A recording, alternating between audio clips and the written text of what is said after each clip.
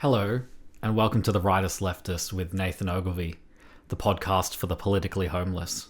This episode is entitled, Are You in a Political Bubble? In brackets, and how to get out of it.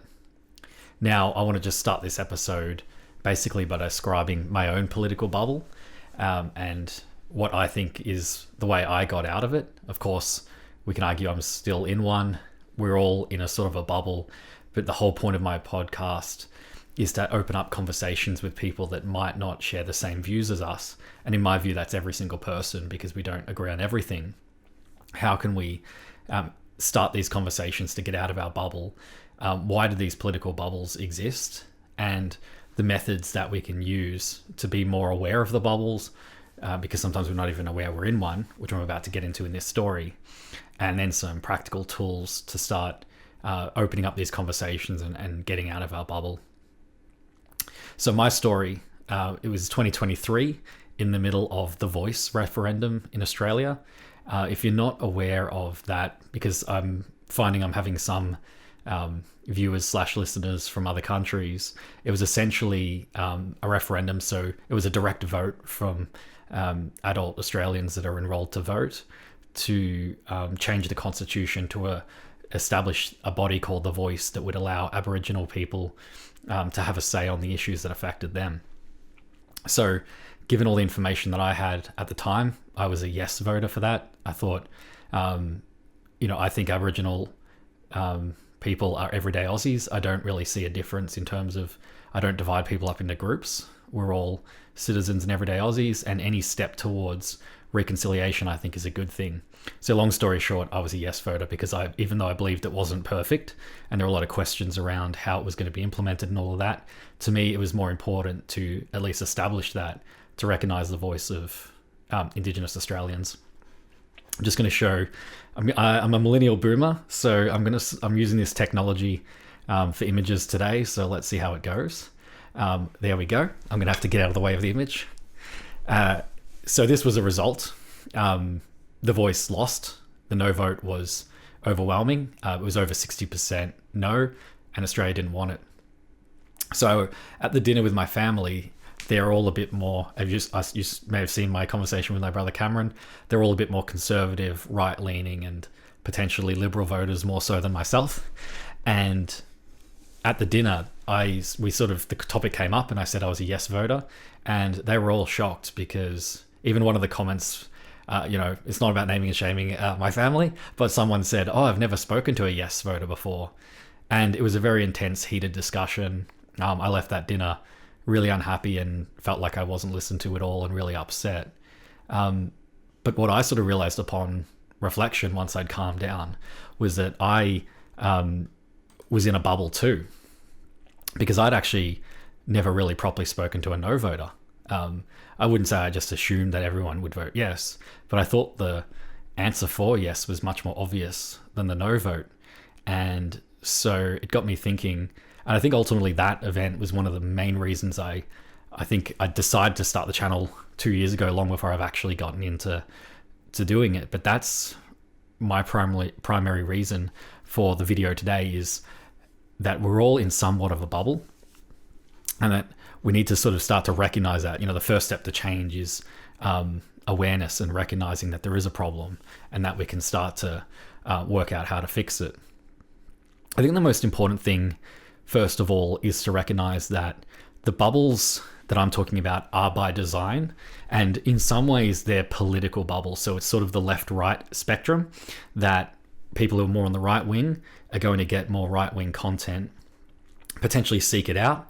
And it's sort of a bit of a spiral, because there's the psychological concept of confirmation bias, that we often seek out information that confirms our beliefs and discount or not even see the information that challenges our beliefs, because that requires more mental effort, because we may actually have to recognize that our beliefs are wrong, and it can become a bit of a vicious cycle. But I do think that companies, big corporations, are a big part of this problem. This is a whole point that I'm making, why I think Liberal and Labor are in some ways two sides of the same coin, controlled by these corporate interests. So that's what I'm going to mainly go into today. And look, I hope this isn't, I don't want this to come across as like a lecture or an education series. I hope that everyone knows this. I think most people feel this and understand it on a level, but I really want to go to some specifics that you might not be aware of. And I'm really only scratching the surface today, and I'm probably very unaware of a lot of the issues too. So please correct me or add any information in the comments, or you can send me an email. I'll put that at the end of the video and in the description, because I want to educate myself more on this so we can really break out of those bubbles and really understand what's going on. And I think the main reasons that the corporations do that, obviously the biggest reason is money. They're businesses and they want money. But I also think it's for power too, because if they control the information, we're in the information age. If they control the information, they have the power. So let's just look at this image first. This is from a website called All Sides, and it's an attempt to raise public awareness about media bias. So this is a US context. So you can see there is the spectrum of left, center, and then the right. So there's this sort of the far left or the more extreme left, sort of center left, and then center. So this is a list of all the different media outlets, let's call them, because it's a combination of newspapers, TV stations, I think radio is on there as well. And you can see, so basically there is a wide spectrum. So this is not, my whole channel, The Rightist Leftist. I'm not here to attack the left or the right today.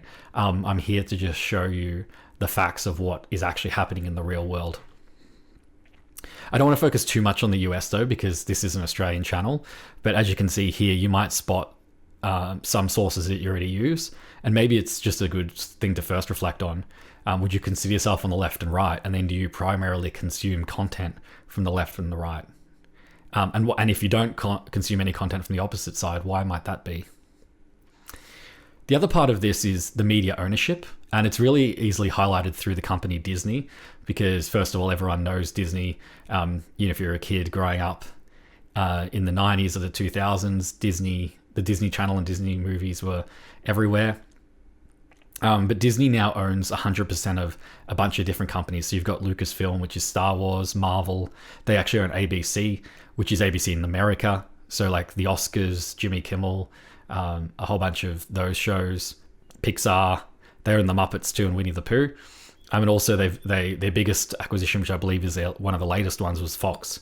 So they own pretty much all of the Fox company, which is a whole backlog of movies and shows. One of the biggest ones being The Simpsons, but many other movies and shows.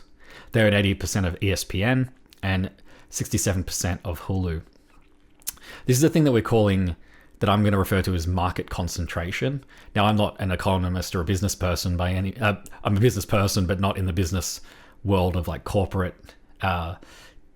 economics and all of that. But basically, what it means is that fewer and fewer companies are owning more and more of everything. And I think that is, you can look at my previous videos and discussions, I think is one of the biggest problems when you don't have true independent media, or multiple choices for, and this is not just media, but any kind of industry. That's when those smaller companies have much more power, can do things like, controlling the prices, they can control the government and things like that. And that's a real big issue in my point of view. Now we're going to look at one of the worst offenders in this area. My good friend Rupert Murdoch, who's nearly going to die. Well, he's old, but he is, look, no doubt, really, I want to be balanced. Really, really good businessman. Good as in the intention of a business to create an empire and make money. Done a great job in that. Not going to give a history lesson on him, but did inherit his father's company, so he doesn't get to escape the Nepo baby title. He didn't build it from scratch, but he took a relatively small business and made it worldwide. I think he's part of the problem. Look at all the different countries there. Now, if you're on a phone or something small, you may not be able to see it all. This was the best quality image I could get of this, and I've got many more that we're going to have a look at. He has interests all over the world, primarily through his company News Corp, and in Australia, it's really hard to see there too. But he owns like Fox. Has ownership in Foxtel, Fox Sports, Fox Studios, News Limited, which is I believe now named News Corp, and runs a bunch of newspapers and TV outlets in Australia, and HarperCollins Publishing as well. And you can see there billions and billions of dollars of net worth, and his companies are worth billions of dollars too. And so he undoubtedly owns a media empire. It now is more run through his sons because Murdoch is, I believe, in his 90s or very late 80s. Here's sort of a bit of the structure. So you got News Corp, which owns a bunch of newspapers and shows, and then there's 21st Century Fox, which I believe they did sell in its entirety to Disney. I believe James Murdoch, which is one of Rupert Murdoch's sons, is still on the board of on that company, and Lachlan Murdoch is largely taking over the reins from Rupert, but still hugely relevant company. So this is News Corp. I believe, you can see the breakdown of their company ownership. So they own the REA Group, which in Australia would be things like realestate.com. I think those might be they might be more US or UK based ones that are listed down there. Dow Jones, so they're in the Wall Street Journal, MarketWatch, and a few other sort of investment based companies. Foxtel, which in Australia is huge. It was before streaming and all that came along in the NBN, which I'm going to talk about in future videos, why the NBN was so delayed. Murdoch didn't like that. Didn't like the NBN.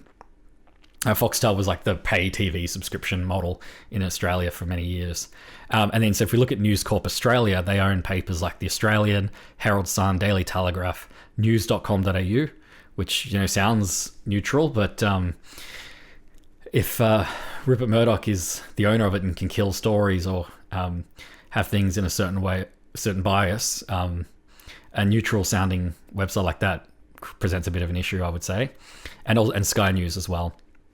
And again, yes, HarperCollins, book publishers as well. Now, this is where I'm probably going to divert from my right-wing friends, is that I understand people will say, it's a business, he's a businessman, that's what businesses do, this is just how it is. But look, let's have a look at there's many photos out there, but that's the back of Donald Trump with Rupert Murdoch. They've got an interesting history, but there's no doubt that for many years, especially in Trump's first run for president, that he was bolstered and supported by Rupert Murdoch to become president. Even now, just go onto Fox News or any similar channel that are sort of right-wing or Rupert Murdoch owned. They're very sympathetic to right-wing views, right-wing politicians, and they will then attack people on the left or people that disagree with their views. So again, it doesn't necessarily have to be right or left, just anyone that doesn't fit into their worldview or suit their business interests. So this is when the idea of news being an objective, well, I would hope as objective and neutral as possible presentation of information to people, filtered through a business that has certain interests, starts to lose its objectivity or its neutrality. Or at the very least, at its worst, is just not even talked about at all. It's not so much the information that they present, but it's also what they leave out or that they don't talk about. And so just broadening this to a more Australian context as well, and this is where I want us to show that you can see Rupert Murdoch here, and Lachlan Murdoch, previously talked about, but there's a whole bunch, and when I say a bunch, this is a small group of billionaires and multi-billionaires that own a lot of the media that we consume. And if this is your first time seeing a chart like this, in terms of, you see Channel 9 there, Channel 10, Channel 7 you can see there as well. Well, I remember I grew up with the mainstream media as a kid, and you would just watch the news and you'd be like, that's the news, that's what they present. But then you start to realize it's a lot of fear-mongering and sensationalization about, crime in the suburbs. That's a classic one. Terrorism, so many different things that a lot of the time are true and relevant, need to be spoken about. But there is such a bias towards these business interests, or again, what they don't talk about. And that's where The Project just got cancelled. It was a Channel 10 show. It started as kind of almost a comedy show that was satirizing modern Australian culture, and then it sort of just became like a stop on a publicity tour for people like selling their books or things like that, and became very much almost a political show, but never really attacked the heart of the problem, like what I'm trying to do around bias and business interest. They just backed way off that. And if you look here to my good friend Gina Reinhart, I've talked about a lot, still owns nearly 10% of Channel 10. She was on the board and then resigned and left, but still has a big control in it. And then James Packer, who I think I've mentioned a couple of times, he was technically a former boss of mine.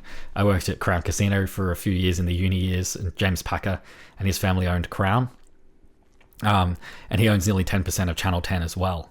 And you can see there, Nine is nearly 15% owned by a single person called Bruce Gordon.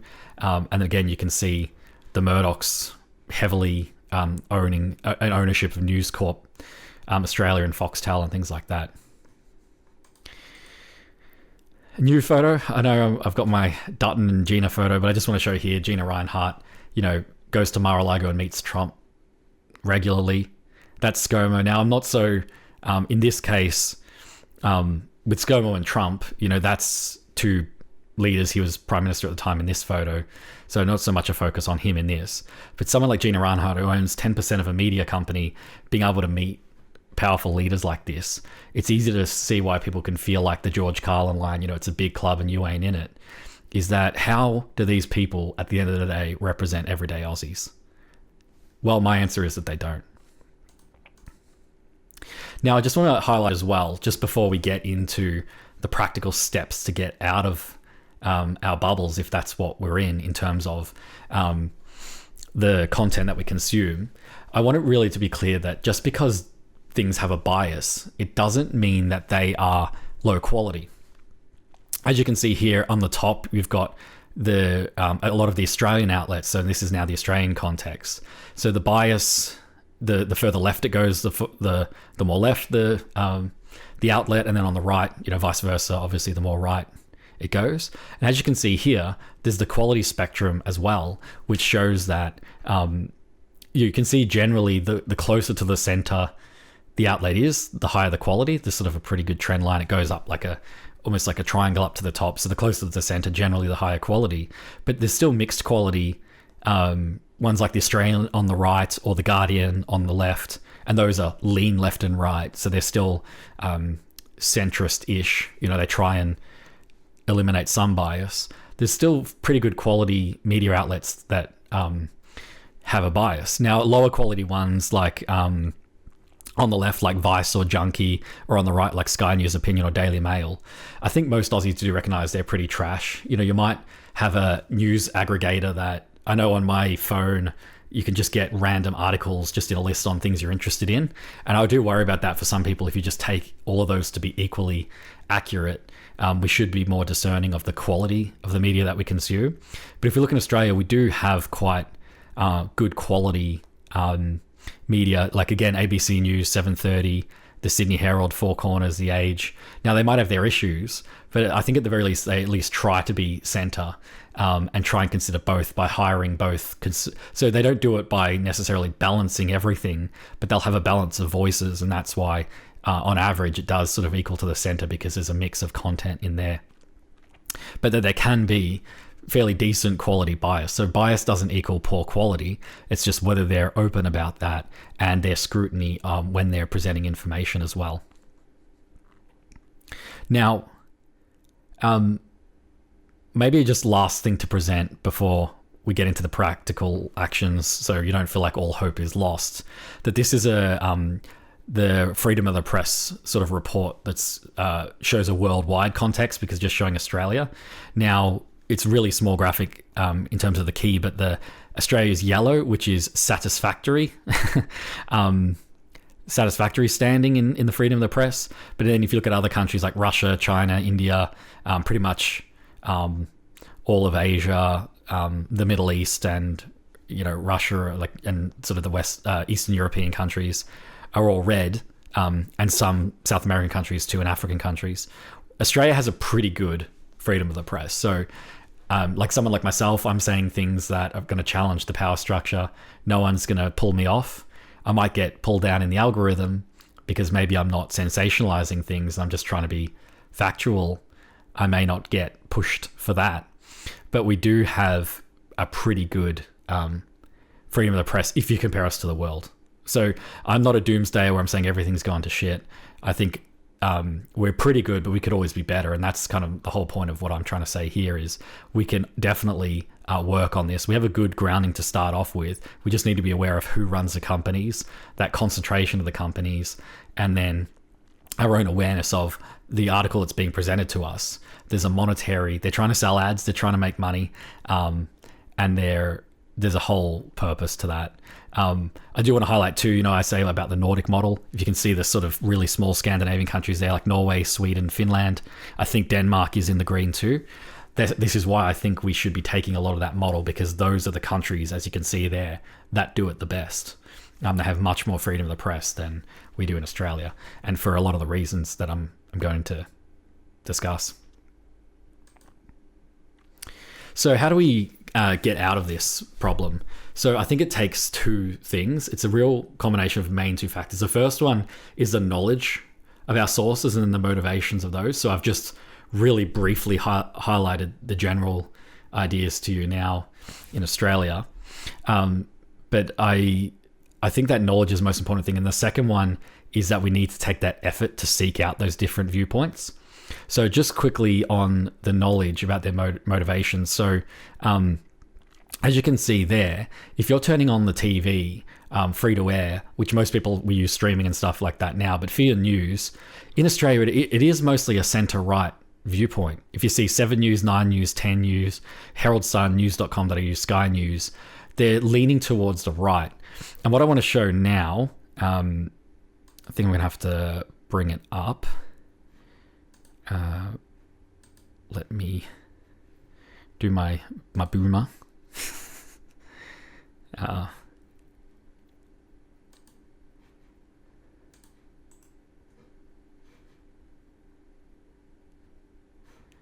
I'm such a boomer, aren't I?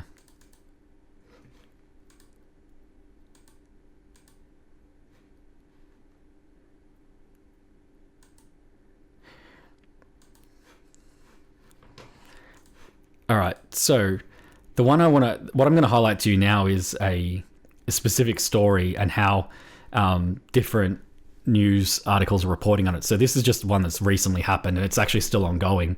Now it's sort of happening live.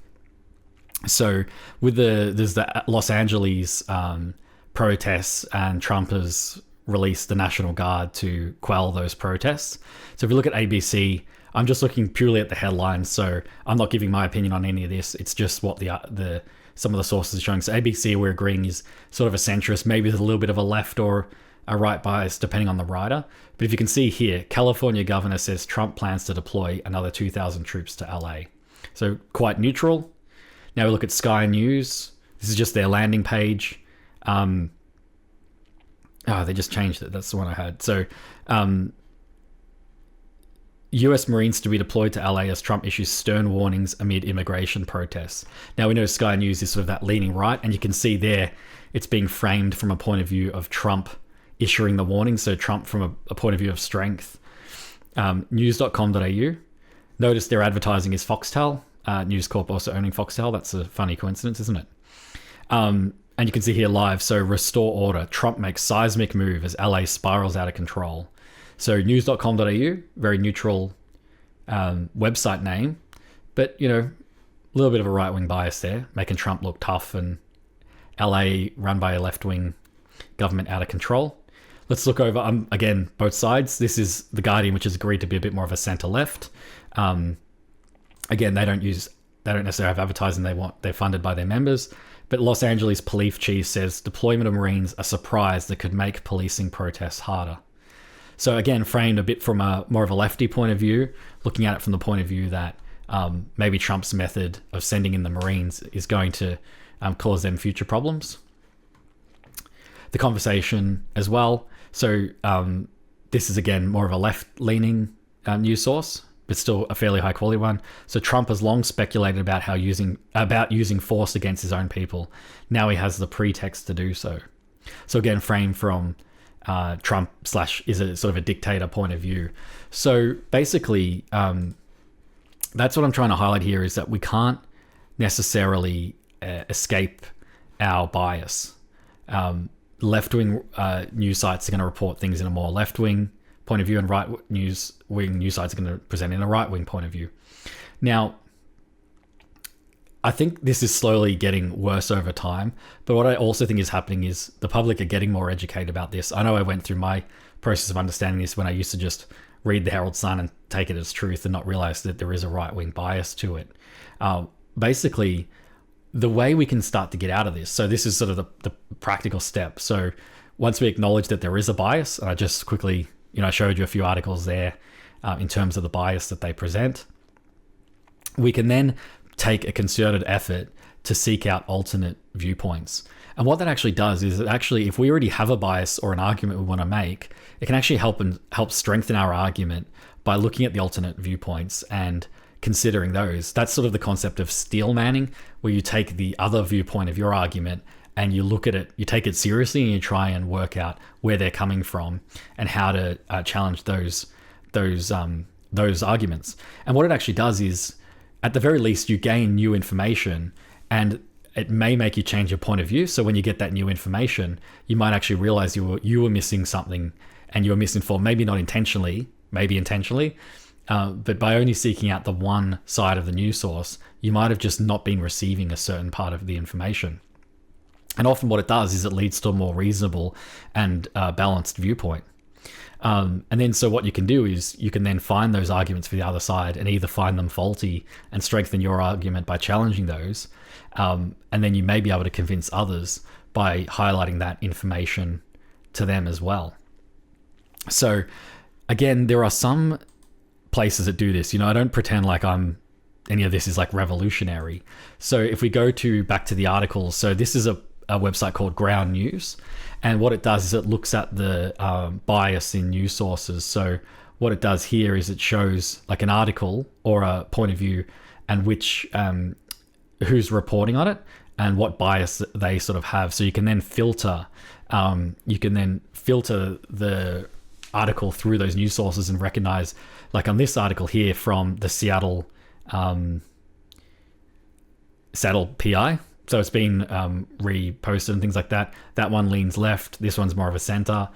And so there are places out there to get that, to look at your own bias. And if you look here as well, so this is Ground News looking at Australia. So it's got all the outlets here. So this one does put ABC as a bit more leaning left. The Age and the Herald and that a bit more left as well. And then center, there's a few different ones. I find it weird the North Korea Times is there, but that's just a random bit of fact. And then Sky News over there on the right as well. Australian Financial Review leaning right, things like that. So this can be a place to start looking, like, for example, an article here that's heavily leaning left and an article that's heavily leaning right. There can be a blind spot. So if I'm on the left, I could look at this article because it seems to be much more right-wingers are covering that story, and it's got low coverage from the left. So if I consider myself on the left, I could read this and I might be getting information that I haven't got before. There's another one called mediabiasfactcheck.com, and I've just looked at one article here. The Independent Australia is an outlet. It talks about they have a left-centre bias. Its factual reporting is considered quite high, and it just got a whole history, like who it's funded by, the analysis and bias, like that as well. Another one we can do is The Australian, because that's one of the Rupert Murdoch-owned papers. So then you can have a bias and credibility. So that's more close to the center right, leaning to the right. It's a bit more mixed in its factual reporting. You can see there the history. It's fully owned by News Corp and Rupert Murdoch and all of that. So we can actually start to build a more detailed understanding of these, where we get our information from, and start to go, okay, so I'm reading this article because, that's where political conversations often come from. They go, oh, people are saying, or I read that, I heard that. It's really good to talk about, well, where did you hear that? Because every source has some level of bias. And so if you can challenge people in a nice way on where they got that information, or at least make them think about where they got the information, that can be a really good starting off point. Now, I know I go hard on the Liberals, so I do want to just point out here too. Now, Albanese is not, let's say, dumb enough to get a photo with any of those billionaires, but here's an example here that Albanese privately met with Murdoch editors to woo them on The Voice. So Albanese privately met with executives and senior editors at News Corp, Rupert Murdoch's company, to try and convince them that they should back the Voice. So I can already hear the Labour people yelling at me. You would say that if Rupert Murdoch has that much influence, Albanese should be doing all he can to get the word out there. That's fine too, but I would be really interested in an Australian Prime Minister pointing out this bias and trying to fight back against it. That's the real issue. And this is where people's issue with Labor, the ones that are moving more towards independence or, Greens and things like that, is that Albanese is working within the system and trying to get the most out of that. Now, you could argue that's a good strategy. In some ways, maybe it is. But I think where the independent army is going to be coming from is we want people that attack that system and say, this is not right. You shouldn't be sucking up to a billionaire to try and get them to report favorably to you. It didn't, and it ended up not working anyway. So this was Albanese's biggest fail. He's got other fails, but this was by far the biggest. Just as well, to go after Albanese again and to bring the Liberals into it to show you there that I'm in no way defending the Liberal Party. Rupert Murdoch, so 93, this is December last year. He held a Christmas party, which they've been doing for many years, apparently. Very nice if you can get invited. So if you can see here, so Murdoch didn't appear to the press, and you can see that Albanese did attend the party. Dutton attended the party too. There's an image of Dutton. I don't know if we've got an image of Albanese. I'm not going to go scroll through the whole article and give the Australian Financial Review my engagement, which I've already clicked on the article, so there you go. But this is the two sides of the same coin. The shit and the shit light is that Albanese is playing the game just as well. And you could argue again, good strategy if that's what he needs to do. But that's what I think everyday Aussies are really getting sick of when you say there's really no choices. Well, one of the richest people in the world, Murdoch's not an Aussie anymore. But News Corp, Albanese is doing just as much sucking up as Pete and Dutton was doing as well. So in my view, especially when it comes to this media bias and trying to do something about it, maybe some Labor politicians are trying to do more, but I think Albanese at the top is not leading by a very good example at all. Unfortunately, I would love to see him push back more, but come on my show, Albanese, and tell me why. So really, that's my main points for today. I want to leave on just two more points. So one, I just want to give you a short list of channels that I listen to and view from my perspective, where I've sort of got a lot of my political viewpoints from. So I like Kyle Kalinske from Secular Talk. I'll link all these below. Majority Report with Sam Cedar, Damage Report with John Iadarola. They're kind of three lefty sort of channels from America, and that's where I get a lot of my US politics information. I find them very interesting and engaging. And but I also like how those three in particular, steelman their point of view. They don't just take the left perspective, they consider the other point of view and then find arguments against it. Then there's one called Breaking Points, which is with Crystal Ball and Saga and Jetty, and Ryan Grimm and Emily Jashinsky. And that basically they have a right wing and a left wing person on, and they debate the issues of the day. That's also from a US context. But I really like how you get the two different viewpoints. So it's basically shattering this media bias in the room, and they often get to a more balanced viewpoint. And if not, they have very interesting arguments anyway. One Australian channel I recommend, which if you're viewing this, you'll already know it, but Friendly Geordies. He's unashamedly a Labor supporter, which is fine. But he does have, it's primarily a comedy channel. I don't even know if he started it as a political channel. I think it was comedy for many years and then turned it sort of more into a political channel and has a lot of influence. And I do find it a very, very interesting look at Australian politics. And I think, I'd love him to do a bit more criticism of Labor and looking at that. So he definitely gets criticised for really just being pro-Labor, which is fine. That's what he believes. He's talking about what he believes, but I think he misses a lot of everyday Aussies' views on Labor. But other than that, it's a great channel if you're interested in politics. I do now want to end on discussing that dinner party in The Voice again, and just my personal note on all of this about my own political bubble. So in reflecting on that, when I realized that my whole family had a different viewpoint to me, I think that's the biggest thing emotionally why people stay in our bubbles, is because it's more comfortable. You know, there's literally the phrase the comfort zone, and I think that's what these bubbles are. They're our sort of comfort zone, and it does feel uncomfortable to get out of it, because if you've held a belief for so long, or like for me, I strongly advocate for Indigenous voices, Aboriginals, everyday Aussies, and any step towards reconciliation is a good thing. To recognize that other people don't feel that way, and they are racist and they don't want Aboriginals advancement, or they think Aboriginals are already treated well and shouldn't get any more. It's hard to confront that, especially if it's people who are your family members. And my family members don't necessarily take that viewpoint. They had many varied viewpoints that I'm not going to speak for them about today. But what I had to do was understand that what I really want is a united Australia where everyday Aussies are represented by a government that supports them, and they speak to power against these multi-billionaires who are running, and corporations who are running the show. And that's kind of what I'm doing in this whole video. And what I realized is, to do that, attacking and blaming the person that either doesn't have the information or has the information and has come to a different view is not the way to go about it. To get that sense of identity and community that I'm speaking about, we do have to listen to all those points of view in order to move forward.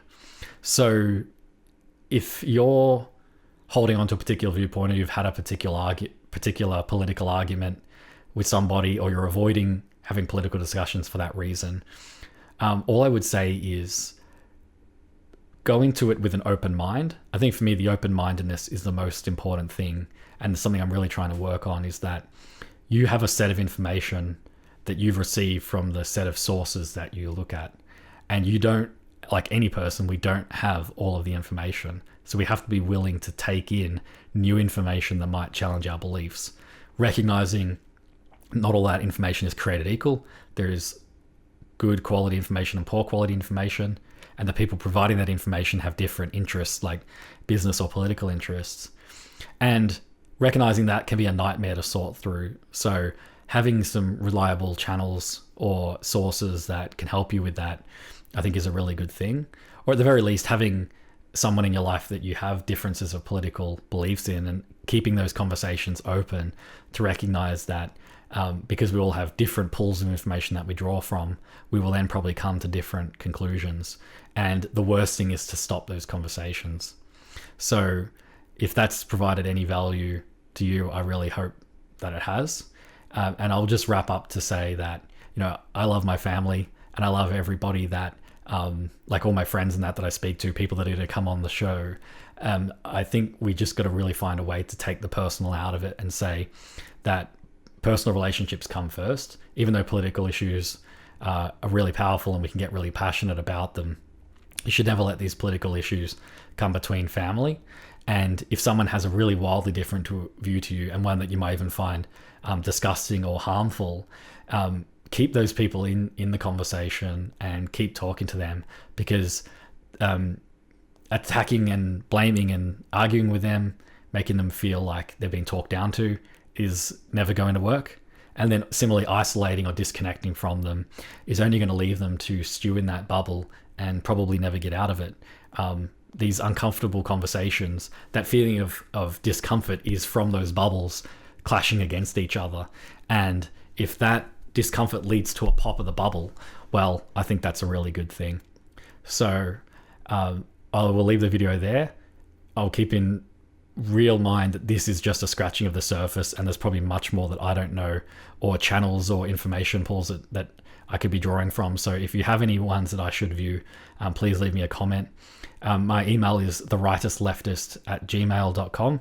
So send any email with feedback or resources that you think I should be viewing, and we will continue this conversation and keep talking very soon. This is The Rightist Leftist with Nathan Ogilvie, the podcast for the politically homeless. Thank you for your time.